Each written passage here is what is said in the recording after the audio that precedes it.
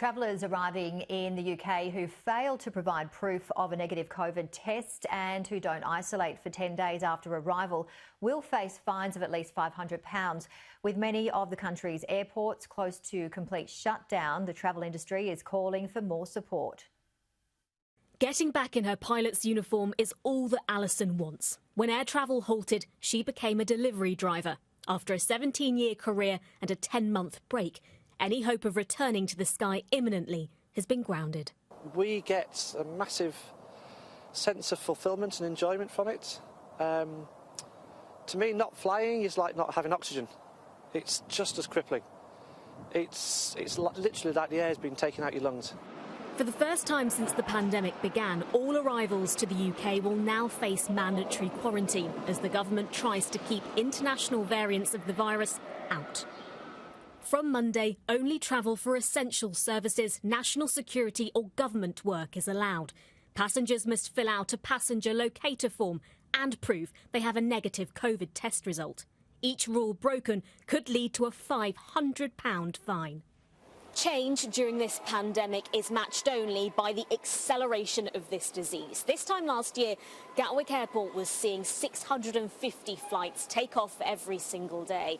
Lockdown has meant that number has dropped dramatically to 10 or 20 flights a day. Now the travel corridors have been scrapped, that number drops further still.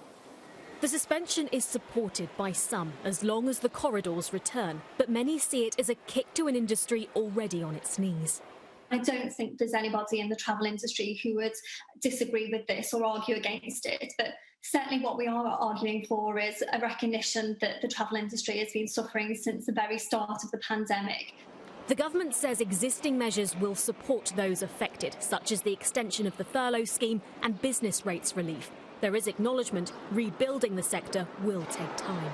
I have regular engagement with all sectors, regular conversations, as do officials in the department as well. We're very keen to work with them. We always have. We will continue to do so. And as soon as we are able, we will look to open up travel again in a safe manner. There are signs of hope. The positivity around the vaccine rollout is thought to be driving up holiday bookings, as some tour operators report a surge in demand from the over 50s.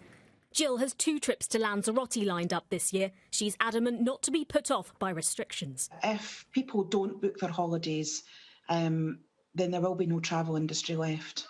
There'll be nothing there for us. Prices will go through the roof. There'll be 1 or 2 travel companies left. Prices will go through the roof and people just won't be able to travel and get the benefit of seeing other countries like they can just now. So people need to, they need to invest in our travel industry. And I just don't, that the government are not doing enough to support them either.